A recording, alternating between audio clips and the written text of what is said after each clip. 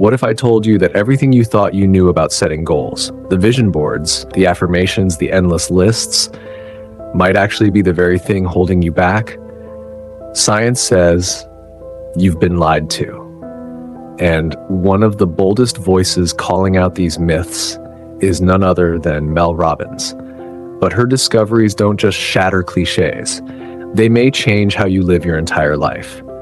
Stay with me, because by the end of this story, you'll question not only how you set goals, but whether you've been aiming at the wrong ones all along.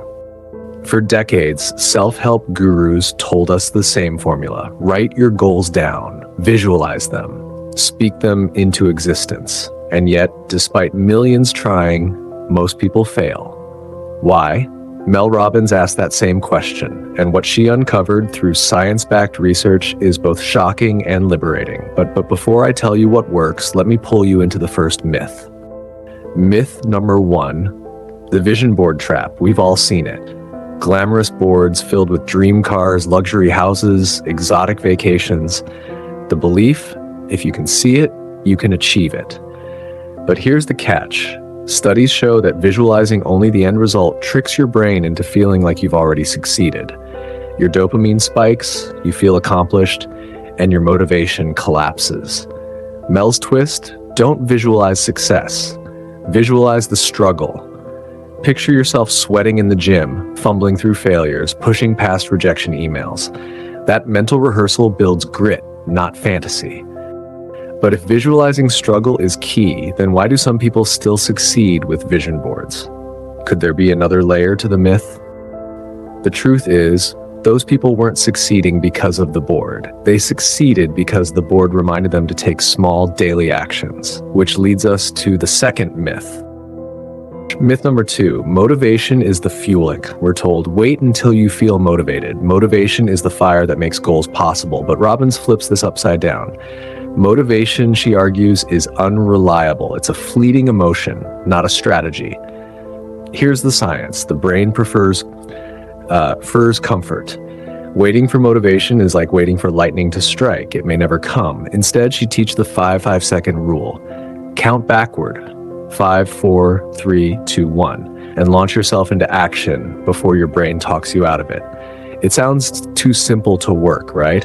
And yet NASA uses countdowns for liftoff because action thrives on urgency. But here's the twist. If action doesn't need motivation, then why do so many people still burn out chasing their goals?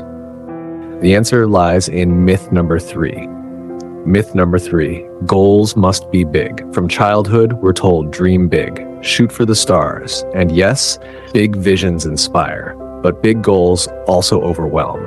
Here's the science. When a goal feels too far away, the brain perceives it as a threat. Stress hormones rise, and instead of progress, you freeze. Robbins points to something radical. Break it down into micro wins. Instead of I will write a book, commit to I will write 1 page today. Instead of I will lose 50 pounds, commit to I will walk for 10 minutes.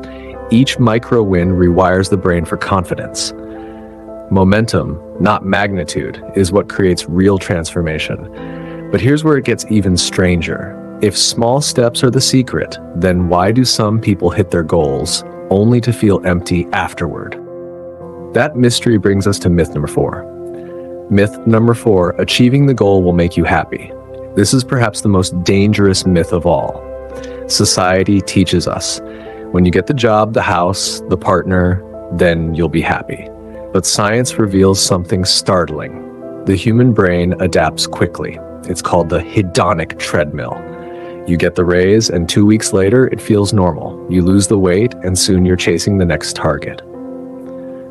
Mel warns, if your happiness is tied to the finish line, you'll never stop running. Instead, fulfillment comes from aligning goals with values, living each day in a way that reflects who you want to be, not what you want to have.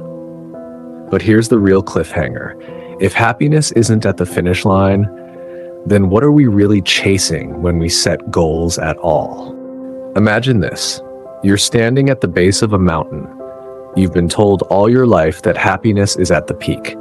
You climb, sweat, struggle, finally reach the top, only to see an endless chain of higher peaks. Mel Robbins challenges us to flip the script. What if the purpose of goals isn't reaching the peak, but becoming the kind of person who dares to climb?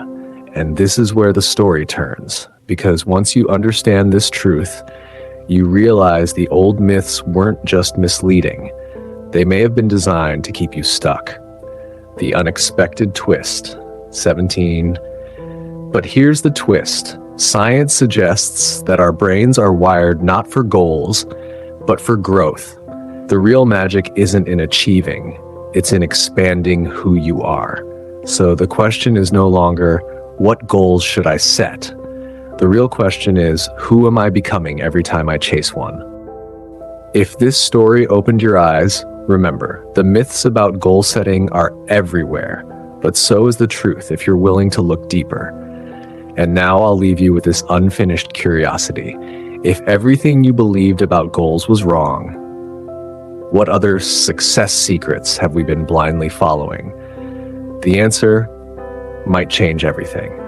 Don't forget to like, subscribe, and hit that bell, because the next story will take us even further into the science of becoming unstoppable.